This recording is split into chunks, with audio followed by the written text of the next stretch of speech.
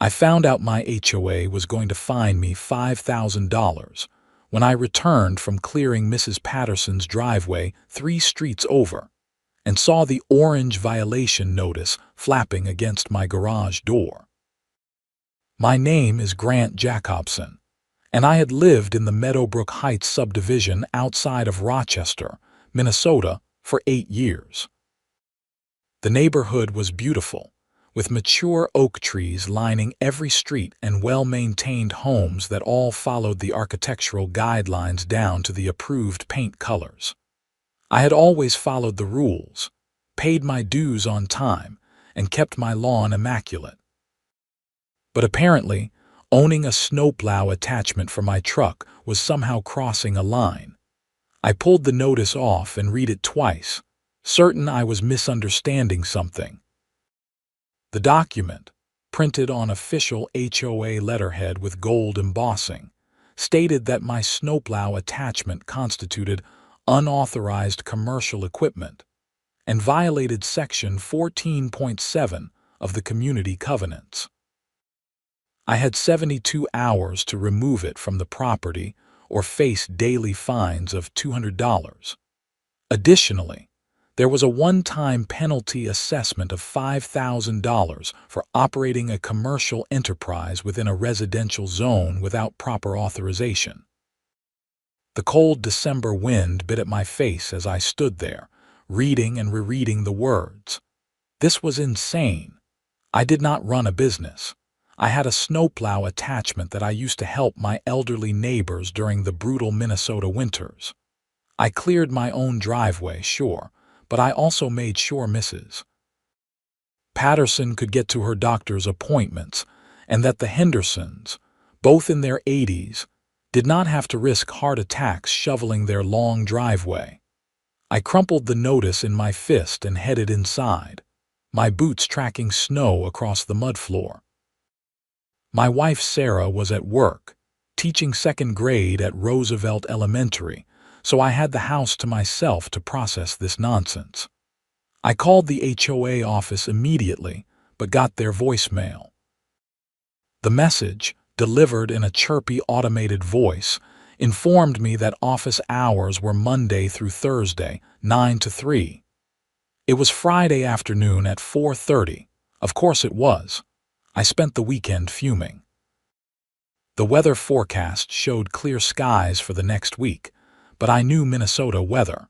We were overdue for a major storm. January and February were always the worst months, and here we were at the tail end of December with relatively light snowfall so far. That just meant the big ones were coming. Monday morning, I took a personal day from my job as a civil engineer at Henderson and Associates. I was at the HOA office when they unlocked the doors at 9 sharp. The woman who greeted me was Brenda Whitmore, the HOA president, and she embodied every stereotype of a power-hungry homeowners association tyrant.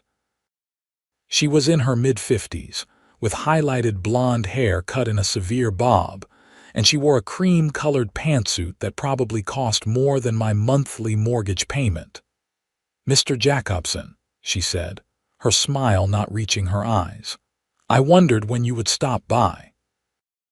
"You knew I would get that violation notice," I said, keeping my voice level.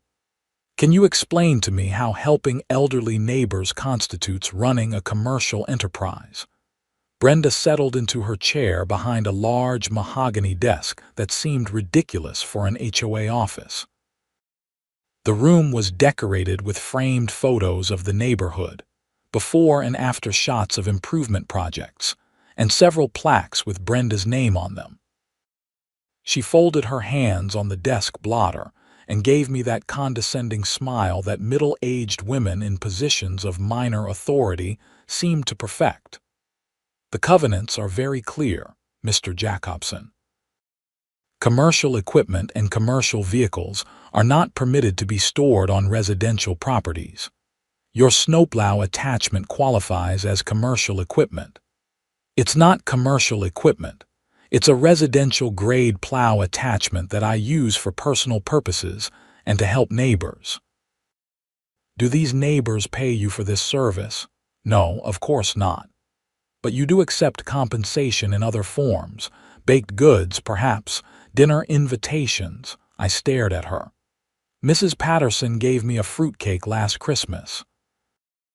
Are you seriously suggesting that accepting a fruitcake makes me a commercial snow removal operation? The distinction is irrelevant.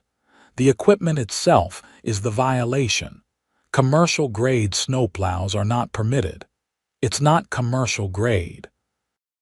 It's a Boss 7-foot plow, standard residential equipment. Brenda pulled out a folder from her desk drawer. I could see my name on the tab. She had been preparing for this. We have documentation that your truck, equipped with the plow, was seen at 7 different addresses in the neighborhood during the December 18th snowfall. That constitutes a pattern of commercial activity. Those are my neighbors. I was helping people. And we appreciate community spirit, Mr. Jacobson. However, rules are rules. If we make exceptions, the entire covenant structure falls apart. You have until Wednesday to remove the equipment from the property. I leaned forward. And where exactly am I supposed to store it? The covenant violation says I cannot keep it anywhere on my property. My garage, my driveway, nothing. I checked. That is not the HOA's concern. Perhaps a storage facility, or you could sell it. The nearest storage facility is 20 miles away, and we are in the middle of winter in Minnesota. Brenda's expression did not change. Nevertheless, those are your options. The equipment must be removed and the fine must be paid within 30 days, or we will place a lien on your property. I left the office with my jaw clenched so tight I thought my teeth might crack. This was absurd. Bureaucratic nonsense taken to an extreme that defied common sense. But I had dealt with regulations and codes my entire career. I knew how to fight this. I spent Monday afternoon reviewing every page of the HOA covenants, all 247 pages of them. The document was a masterpiece of overreach, governing everything from acceptable mailbox styles to the specific angle at which holiday decorations could be placed. But Section 14.7, the one they were using against me, was vaguely worded enough that I thought I had an argument. The section prohibited commercial vehicles and commercial equipment from being stored or displayed on residential property. But the definitions section of the covenants defined commercial equipment as equipment used primarily for business purposes or commercial gain. I was not gaining anything. I was not running a business. The fact that I owned a piece of equipment that could be used commercially did not mean I was using it commercially. I drafted a detailed response letter, citing the relevant sections and including statements from 5 neighbors who confirmed that I did not charge for my services, and that I was simply being a good neighbor. Mrs. Patterson even wrote that she would be unable to leave her home safely after snowstorms without my help, as she could not afford a professional snow removal service on her fixed income. Tuesday morning, I hand-delivered my response to the HOA office. Brenda was not there, but her assistant, a nervous young man named Todd, accepted the envelope and promised to put it on Brenda's desk immediately. "Good luck," he whispered after glancing around to make sure no one else was nearby. "A lot of people are pretty upset about this." "What do you mean?" Todd hesitated, then said quietly, "There have been phone calls, complaints. Not about you, about the HOA going after you. People like what you do, but Mrs. Whitmore is really dug in on this one." That was something, at least. Community support mattered. Wednesday came and went with no response from the HOA. Thursday morning, I checked the weather forecast and felt my stomach drop. A major winter storm was developing in the Dakotas, expected to hit Minnesota by Saturday night. The meteorologists were predicting 12 to 18 inches of snow with high winds. It was going to be a bad one, Thursday afternoon, I got my answer from the HOA. Not a letter, not a phone call, but a knock on my door from a sheriff's deputy. Grant Jacobson. The deputy asked when I opened the door. That's me. I have a civil order here, sir. I am required to supervise the removal of equipment from your property. He handed me a document. Behind him, I saw a flatbed tow truck pulling up to my curb and Brenda Whitmore climbing out of her silver Lexus. You cannot be serious, I said, scanning the order. It was from the county court, signed by a judge that morning. Emergency relief granted to the Meadowbrook Heights HOA for immediate removal of covenant-violating equipment. I am sorry, sir, the deputy said, and he actually looked apologetic. I just enforce the orders. I watched, feeling helpless and furious, as the tow truck driver loaded my snowplow attachment onto his flatbed. The whole thing took maybe 20 minutes. Brenda stood on my front lawn the entire time, arms crossed, watching with evident satisfaction. When it was done, she approached me with paperwork. This is a receipt for the equipment. It will be held in impound. You can retrieve it once you have secured appropriate off-site storage and paid the outstanding fines. There is a major storm coming this weekend, I said. People are going to need help. Then I suggest they contact a licensed snow removal service. There are several that operate in the area. She handed me another envelope. This is also your formal notification that the $5,000 fine stands. Payment is due by January 15th. After they left, I stood in my driveway, staring at the empty space where my plow had been. My truck looked wrong without it, naked somehow. I had installed that plow 3 winters ago, after the blizzard of 2023, when Mrs. Patterson had fallen on her icy driveway and broken her hip. I had sworn then that I would not let any of my elderly neighbors face that danger again. Sarah came home to find me sitting at the kitchen table, surrounded by printouts of the HOA covenants and Minnesota property law. They actually took it, she asked, dropping her teacher's bag by the door. Sheriff's deputy and everything. Brenda got an emergency court order. That is insane. How did she even get a judge to sign off on that? Because technically, the covenants are legally binding. We agreed to them when we bought the house. Judges usually defer to HOA rules unless they are clearly unreasonable. Sarah sat across from me. So what do we do? I am going to fight it. I will file an appeal with the HOA board first, then take it to district court if I have to. But Sarah, that storm is coming Saturday. I cannot help anyone. Maybe it will not be as bad as they are predicting. We both knew that was wishful thinking. Friday, the weather forecasts got worse.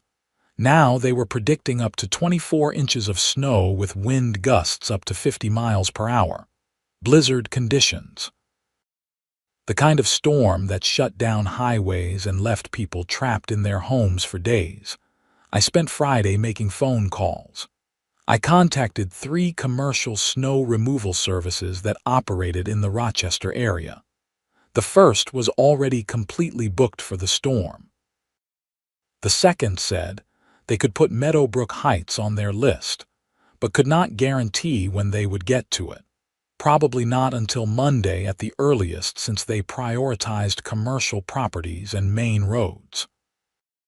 The third quoted me $8,000 to do the entire neighborhood, payment up front. I called Mrs. Patterson to check on her. "Oh, I will be fine, dear," she said, but I could hear the worry in her voice. "I stocked up on groceries. I will just stay inside until it melts." "That could be a week or more, Mrs. Patterson.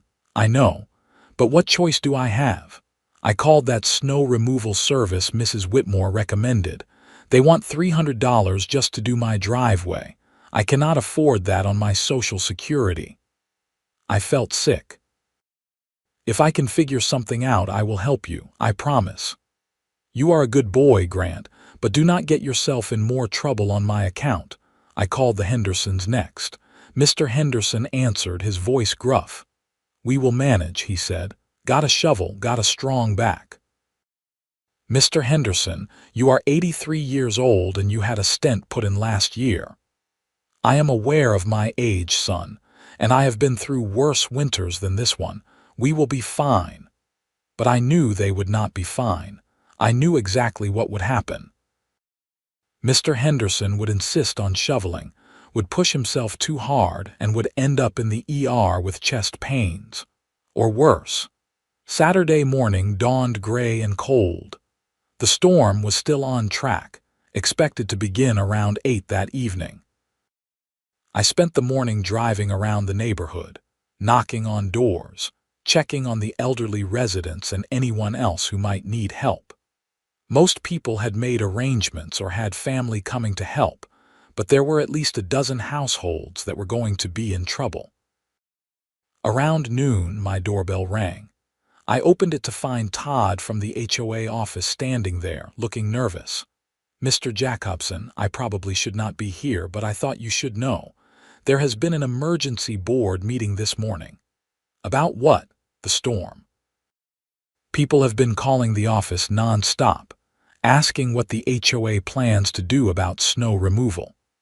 Mrs. Whitmore told everyone to hire their own services, but a lot of people are upset. They are saying that you used to help the whole neighborhood, and now nobody has access to affordable snow removal. "That is not my problem anymore. The HOA made sure of that." Todd shifted uncomfortably. "I know, and I am sorry about that, but I thought you should know that Mrs. Whitmore is doubling down. She sent an email to all residents this morning saying that any homeowner who allows you to clear their driveway with any snow removal equipment will be fined for violation of the Commercial Equipment Covenant." I stared at him. "She is threatening to fine people for accepting help. She says that allowing commercial snow removal equipment operated by an unlicensed, uninsured resident constitutes participating in a covenant violation. I do not even have my plow anymore, I know, but she is making sure you cannot borrow one either, or rent one. She has made it clear that if you operate any snow removal equipment in the neighborhood, she will come after you and whoever you are helping."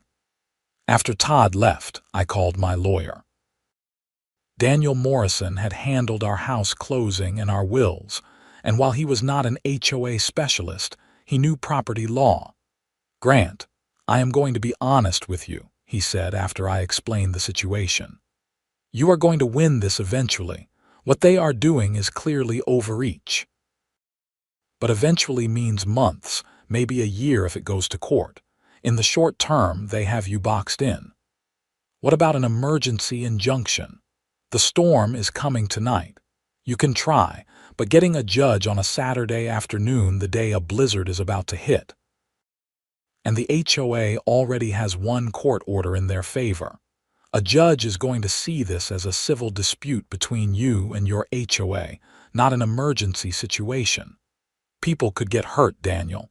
Elderly people who cannot clear their own driveways.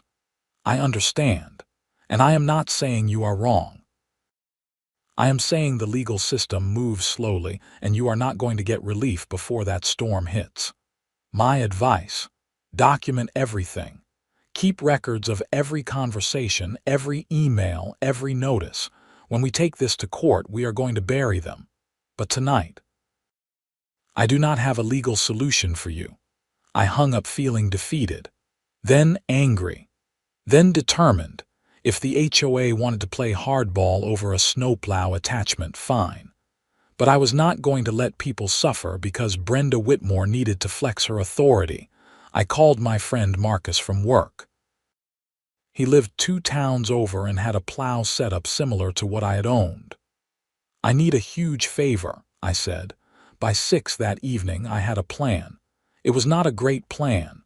It definitely violated the HOA's latest edict, but I was past caring about that. The snow started right on schedule at 8. By 9, it was coming down hard, big fat flakes that stuck to everything. By 10, We had 3 inches and visibility was dropping. This was going to be exactly as bad as predicted. Sarah and I watched the news together, seeing reports of highway closures and accident. The governor had declared a state of emergency and was advising everyone to stay off the roads. "You are really going to do this?" Sarah asked. "I have to. Brenda is going to lose her mind. Probably. But what is she going to do, take me to court?" "Daniel already said we are headed there anyway. She could call the cops on you." "For what? Helping people clear snow? There is no law against that, just her made-up HOA rules." Sarah squeezed my hand. "Okay, then I am helping too." The snow continued through the night. I barely slept, getting up every hour to check the accumulation. By 6 Sunday morning, we had 14 inches and it was still coming down. The wind had picked up too, creating drifts that were 3 and 4 feet high in places. At 7, Marcus arrived in his truck, plow attached. I met him at the edge of the neighborhood, near the entrance where the HOA office was located. The office was dark, closed for the weekend. "You are sure about this?" Marcus asked. "Positive. Start with Mrs. Patterson's house on Maple Street, then the Hendersons on Oak. I have a list of 12 addresses that definitely need help. And if the HOA calls the cops, then we will deal with it. But I am betting Brenda is snowed in at her house just like everyone else." Marcus headed off, and I started working with my regular shovel, clearing sidewalks and paths to front doors. It was exhausting work in the deep snow, but it felt good to be doing something. By 9, several other neighbors had emerged to help. Word had spread about what happened with my plow, and people were angry. We formed impromptu teams, people with snowblowers helping those who only had shovels, everyone working together. Mrs. Patterson cried when I cleared the path to her door. "You did not have to risk this," she said. "Yes, I did," I replied. By noon, we had made serious progress. Marcus had cleared all 12 priority driveways, plus several others of people who had seen him working and asked for help. Nobody was paying him. Several people tried, but he refused every offer. The snow finally stopped around 2 in the afternoon. We ended up with 22 inches, near the high end of predictions.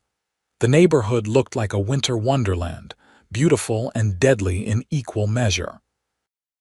I was clearing the sidewalk in front of the Hendersons' house when I heard the voice I had been dreading. "What exactly do you think you are doing?" I turned to see Brenda Whitmore trudging through the snow toward me. She was bundled in an expensive-looking down coat, fur-trimmed boots, and a hat that probably cost more than my shovel. Her face was red, though whether from cold or anger I could not tell. "Helping my neighbors," I said calmly. "You are operating snow removal equipment in direct violation of HOA covenants and in defiance of a direct order from the board." "I am using a shovel. Last time I checked, shovels were not commercial equipment. Do not play games with me. That truck with the plow, I saw it on Oak Street." "You are coordinating this. That truck belongs to my friend Marcus Chen. He does not live in this neighborhood, so your covenants do not apply to him. He is visiting me and kindly offered to help some people who needed it." Brenda's eyes narrowed. "You are exploiting a loophole." "I am helping people. There is no loophole involved. Marcus is a private citizen using his own equipment on a volunteer basis. The board will hear about this." "I am sure they will." Mr. Henderson opened his front door then, leaning on his cane. "Mrs. Whitmore, is there a problem?" "Mr. Henderson, I am addressing a covenant violation." "Covenant violation? The boy is shoveling my sidewalk. Since when is that a violation? Mr. Henderson, this does not concern you." "The hell it does not. This is my property and my sidewalk. And I will thank you not to harass people who are helping an old man not break his neck on the ice."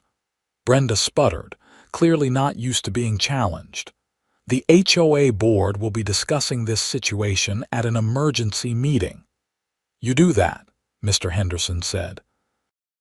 And while you are at it, maybe discuss why the HOA did not have any snow removal plan in place for the worst storm of the year. Brenda turned on her heel and stalked away, nearly slipping on a patch of ice. I steadied her by reflex, but she yanked her arm away and continued toward her own house 2 streets over. "Insufferable woman," Mr. Henderson muttered. "Thank you for the help, Grant. You are a good neighbor." That evening, Sarah and I collapsed on the couch, exhausted but satisfied. We had helped dozens of people, and nobody had gotten hurt. As far as I was concerned, that was worth whatever fines Brenda wanted to throw at me. Monday morning, I got my answer. There was an email from the HOA waiting for me, sent to my address and CC'd to what looked like the entire neighborhood. It was from Brenda, and it was unhinged. The email accused me of organizing an illegal snow removal operation, of coordinating outside commercial operators in defiance of board directives, and of inciting residents to violate community covenants. It announced that I was being fined an additional $10,000, and that the matter was being referred to the HOA's attorneys for possible legal action. But more interesting than the email itself were the responses that started hitting reply all within minutes.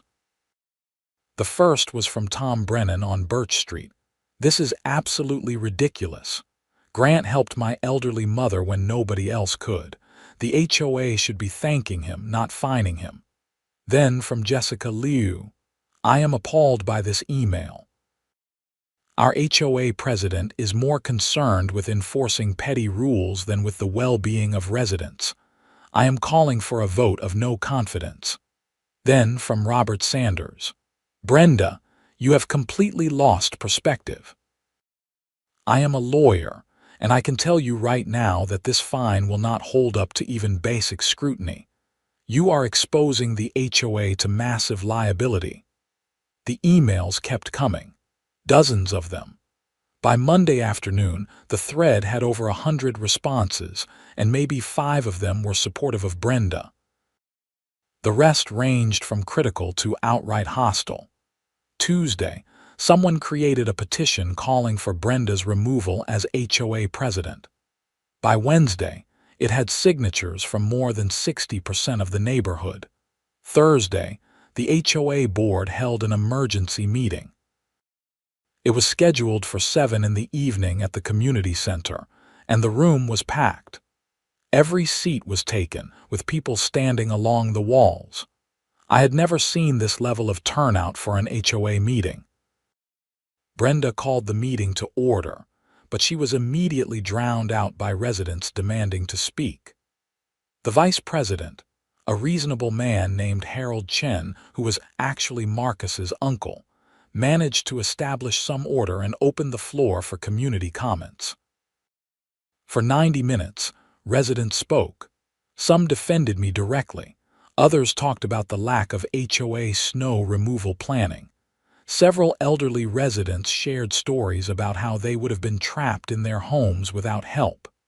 Mrs. Patterson spoke, her voice shaking, about how she had been terrified she would not be able to get to her dialysis appointment on Monday until I cleared her driveway. Only 3 people spoke in Brenda's defense, and even they seemed half-hearted about it, mostly arguing that rules are rules without addressing the specific situation. When the community comment period ended, Harold turned to Brenda. "Madam President, I think we need to address this situation directly. The board needs to vote on whether to uphold these fines against Mr. Jacobson. The fines are valid under the covenants," Brenda said, her voice tight. "Then let the board vote on it." The board consisted of 7 members. Brenda made 1. Harold was 2. The other 5 were Linda Torres, Michael O'Brien, Jennifer Stapleton, Donald Walsh, and Patricia Freeman. Harold moved to rescind all fines against me and to return my snowplow equipment immediately. Michael seconded. The vote was 6-1. Only Brenda voted against it. Then Harold made another motion, a vote of no confidence in Brenda Whitmore as HOA president. That vote was also 6-1, with Brenda the sole dissenter and a look of pure fury on her face. The meeting ended with Harold temporarily assuming the role of president until a special election could be held. Brenda stormed out without speaking to anyone. I got my Snowplow attachment back on Friday. The impound lot did not even charge me the storage fees once they heard what had happened. But the story did not end there. Sunday, a week and a half after the blizzard, I got a call from Detective Sarah Montoya with the Rochester Police Department. "Mr. Jacobson, I am calling about some allegations that have been made by Brenda Whitmore. She has filed a report claiming that you have been harassing and threatening her." My stomach dropped. "That is completely false. I have not contacted her at all since the board meeting. Can you come down to the station? I would like to take your statement." At the police station, Detective Montoya was professional but clearly skeptical of Brenda's claims. "She says you have driven past her house repeatedly in a threatening manner, and that you sent her threatening emails." "I have not driven past her house any more than normal. We live in the same neighborhood, and I definitely have not sent her any emails. Can I see what she is claiming I sent?" The detective showed me printouts of 3 emails. They were supposedly from my email address, and they contained vague threats about making her pay and ensuring she regrets her actions. The tone was aggressive and unlike anything I would ever write. "Detective, I did not send these. Can I see the email headers?" Detective Montoya pulled up her computer and showed me the full header information. It took me about 30 seconds to spot the problem. "Look at the originating IP address," I said. "That is not mine. Someone spoofed my email address. This is pretty basic email forgery." "Can you prove you did not send them?" "I can show you my sent folder, which will not have these messages. I can show you my IP address records from my home internet. I am a civil engineer, not a hacker, but this is not sophisticated forgery. Whoever did this just used my email address in the from field without actually accessing my account." The detective made notes. "Can you think of anyone who would want to frame you?" I thought about it. "The only person who has any reason to want me in trouble is Brenda Whitmore herself. She just got voted out as HOA president. She is angry and looking for revenge." "That is a serious accusation." "I know. But check where those emails were sent from. I bet the IP address traces back to her house or somewhere associated with her." Detective Montoya said she would investigate. I left feeling uneasy. Brenda was escalating, and that worried me. 2 days later, the detective called me back. "Mr. Jacobson, you were right. The emails were sent from Mrs. Whitmore's home IP address. She used a free email service that does not require authentication to forge the sender information. We are pursuing charges of filing a false police report and criminal impersonation." I felt a mix of vindication and sadness. This whole situation had spiraled so far beyond what it needed to be. Brenda was arrested the following week. The charges were misdemeanors, but they were still criminal charges. The story made the local news, with headlines about the HOA president gone rogue and Snowplow scandal leads to arrest. At her arraignment, Brenda pleaded not guilty and claimed that I had actually sent the emails myself and then framed her. But the digital forensics were clear. The emails had originated from her computer, and there were even draft versions found on her hard drive when police executed a search warrant. The court proceedings moved slowly, as court proceedings do. But in the meantime, life in Meadowbrook Heights started to improve. Harold Chen, serving as interim president, immediately changed several of the more ridiculous HOA policies. The covenant about commercial equipment was revised to explicitly allow residential snow removal equipment. A new community snow removal plan was developed, with volunteers like me coordinating to help residents who needed assistance. In February, we got another major snowstorm, this one dropping 16 inches. I was out with my plow within an hour of the snow stopping, and I was joined by 3 other neighbors who had bought their own plow attachments in the aftermath of the first storm. We had the entire neighborhood cleared within a day. Mrs. Patterson baked me another fruitcake. This time, I accepted it without worry. Brenda's criminal case went to trial in March. The evidence was overwhelming. Her defense attorney tried to argue that the emails were a misunderstanding, that Brenda had been drafting hypothetical examples of threatening emails to show the police what she thought I might send. It was a weak argument and nobody bought it. She was convicted of filing a false police report and criminal impersonation. The judge, clearly annoyed at the waste of court resources, sentenced her to 1 year of probation, 200 hours of community service, and a fine of $5,000. He also ordered her to pay restitution for the investigation costs.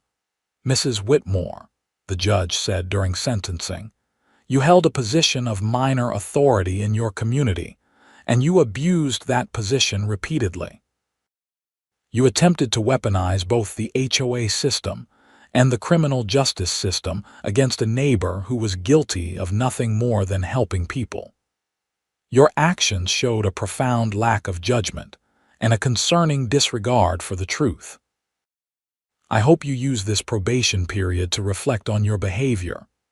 Brenda's face was stone throughout the sentencing. She did not look at me once. After the trial, I ran into Todd, the former HOA assistant at the grocery store. "How are you doing?" I asked. "Good, actually. I quit the HOA job. I am working at the city planning office now, much better environment." He hesitated, then added, "For what it is worth, I am sorry about how everything went down. I should have spoken up sooner." "You did speak up. You warned me about the emergency board meeting. That helped. Still." Brenda was out of control for a long time, and a lot of us just went along with it because it was easier than confronting her.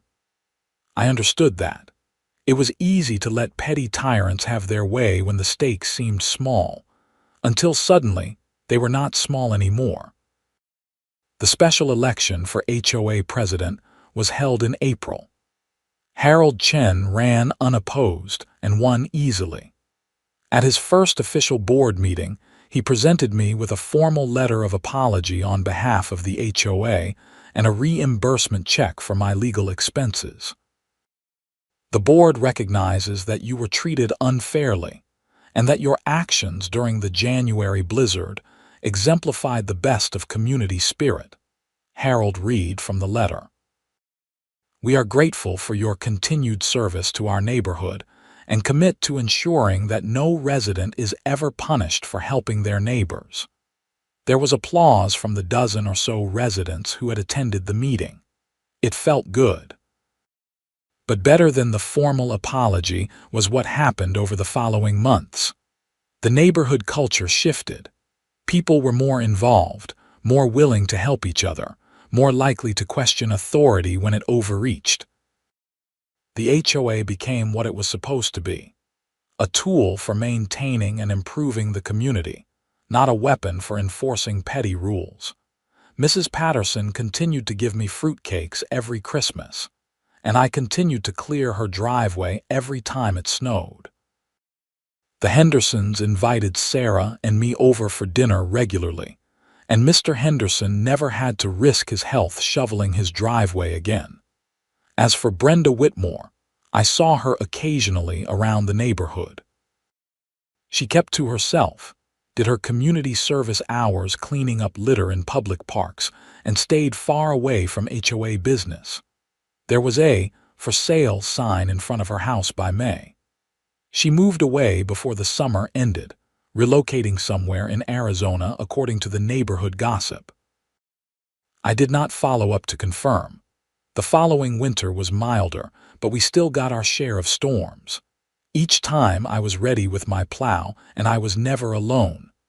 We had created an informal network of neighbors helping neighbors, exactly the way a community should function. On the anniversary of that first big blizzard, Sarah and I were sitting in our living room watching the snow fall gently outside. It was a light snow this time, maybe 3 or 4 inches expected, nothing dramatic. "You know what I was thinking about," Sarah said. "What?" "How much better this neighborhood is now than it was a year ago. Before all this happened, people were friendly enough, but everyone kind of kept to themselves. Now we actually have a community."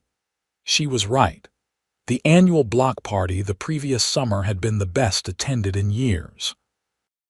Kids played together across the whole neighborhood instead of staying in individual yards. People borrowed tools and helped with projects and actually knew their neighbors' names. It is weird to think that Brenda's overreach actually made things better in the long run, I said. "Sometimes it takes a crisis to show people what matters," Sarah replied. "And what does not matter? Like whether someone keeps a snowplow in their garage. Exactly like that. I thought about calling Mrs. Patterson to check if she needed anything from the store before the snow accumulated, then decided to just walk over once it stopped. Face to face was always better. My phone buzzed with a text from Marcus. "Forecast looks light, but let me know if you need backup for tomorrow." I texted back, "Thanks, will do. We are good for now, but might take you up on it next storm." Another text came in, this time from Harold Chen. "Board meeting Tuesday. Want to discuss next year's snow removal volunteer program. Can you make it?" I confirmed that I could. Sarah leaned against me on the couch, and we watched the snow fall together. Outside, the neighborhood was peaceful and quiet, the way it should be. Inside, I felt content.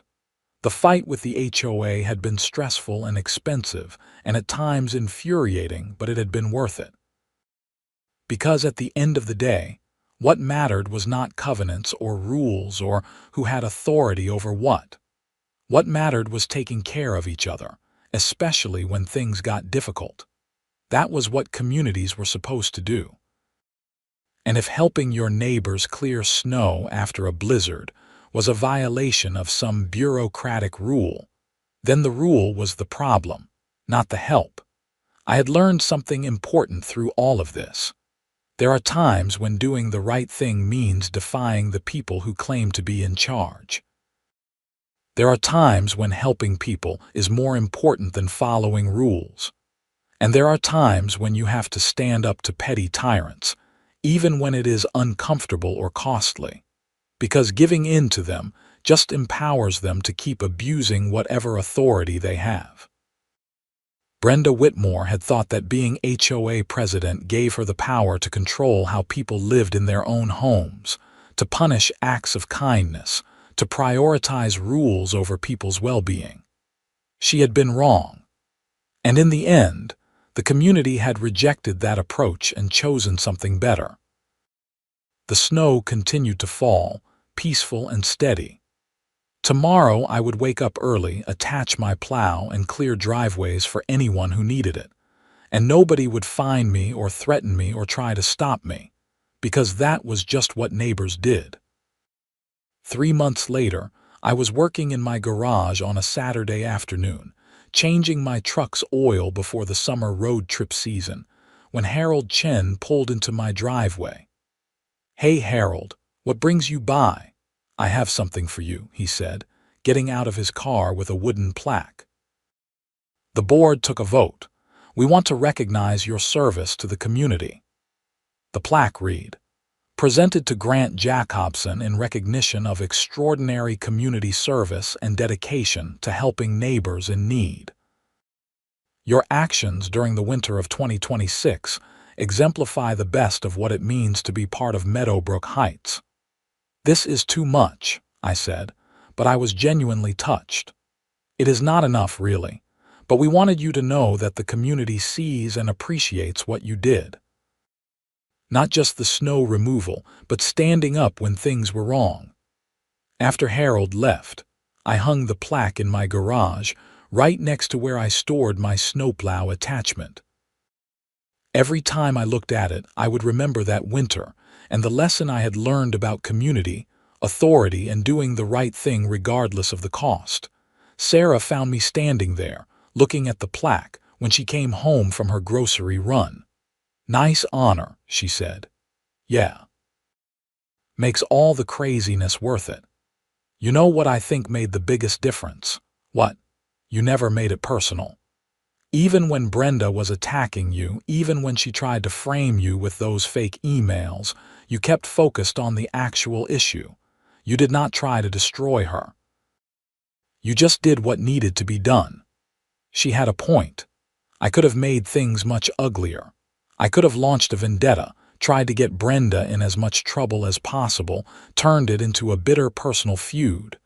But that would not have helped Mrs. Patterson get her driveway cleared. It would not have protected Mr. Henderson from having to shovel. It would just have been revenge.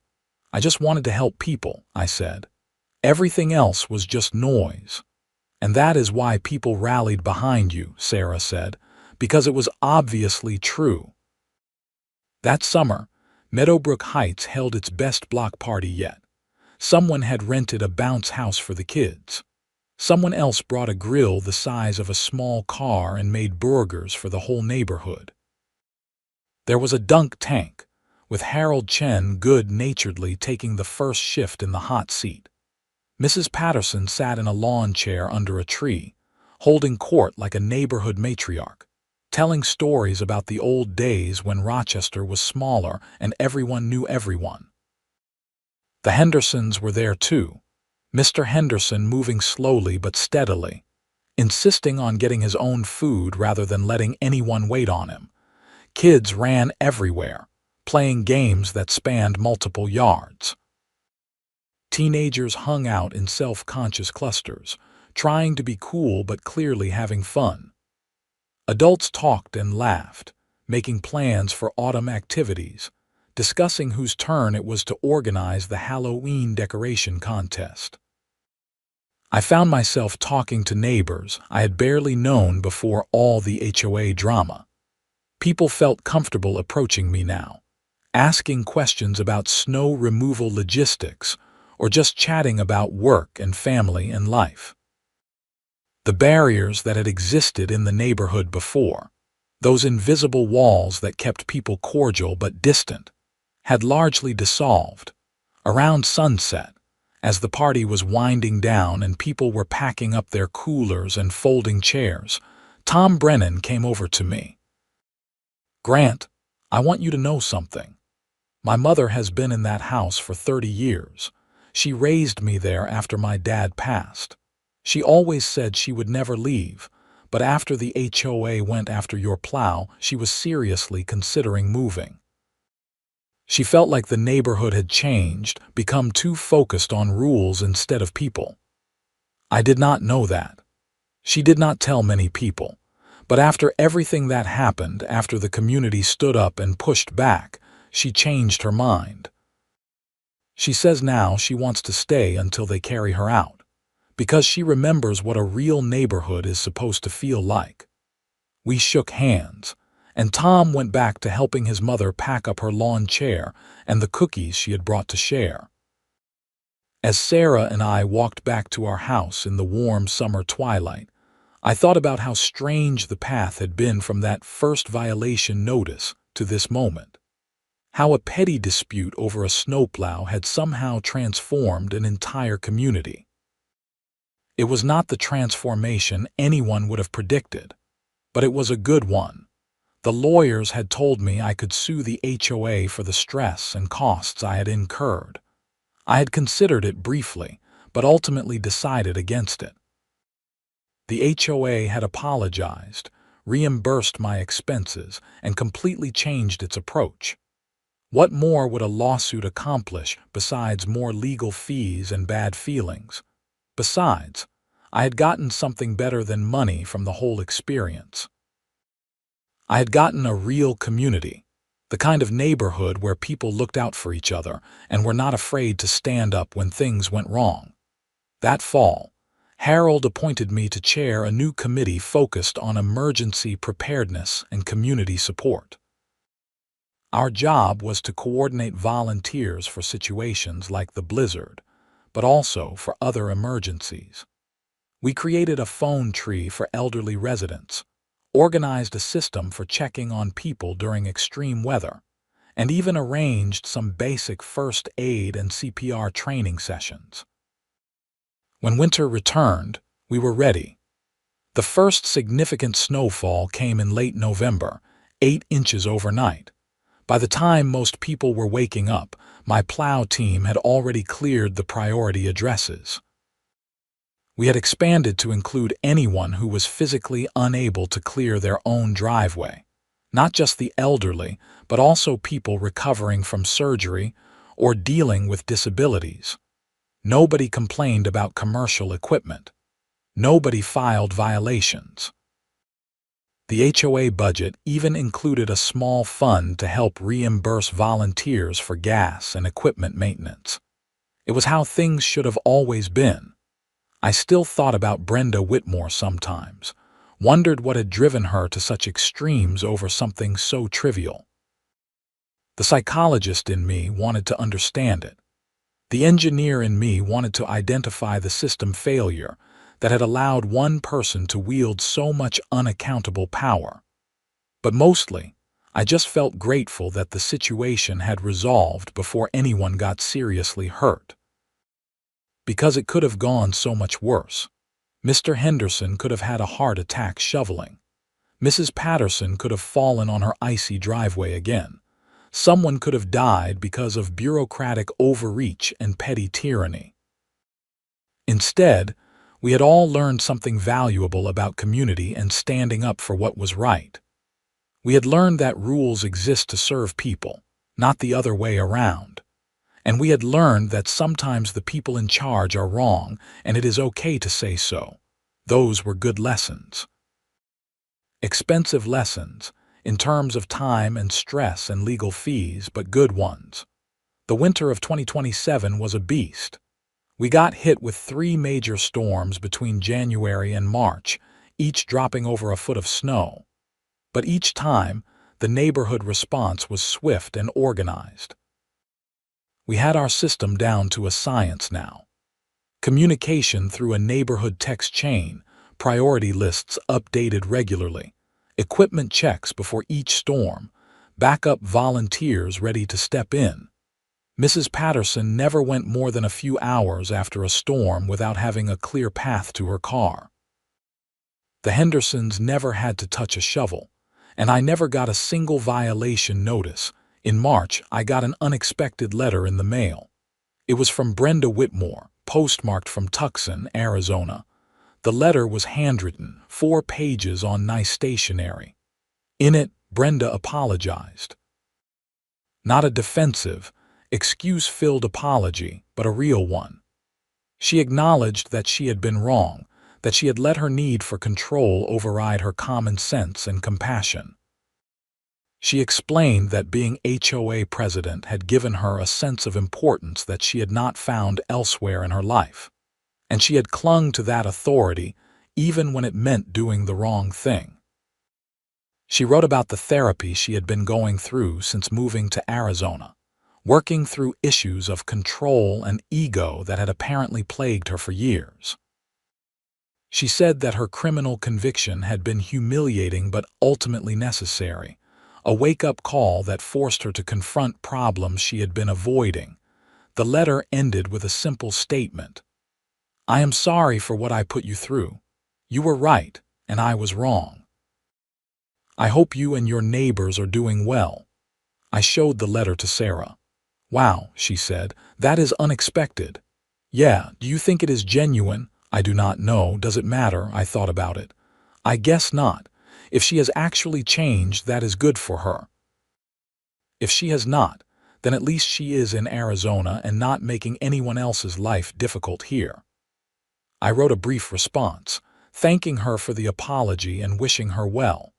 I did not know if it would mean anything to her, but it seemed like the right thing to do. 2 years after the Snowplow incident, Meadowbrook Heights had transformed completely. The HOA was now run by a rotating board with term limits, ensuring no one person could accumulate too much power. The covenants had been revised to remove the most overreaching provisions, and the neighborhood had become known in the wider Rochester community as a model for how HOAs should operate. Other neighborhoods started reaching out, asking for advice on how to balance maintaining standards with preserving community spirit.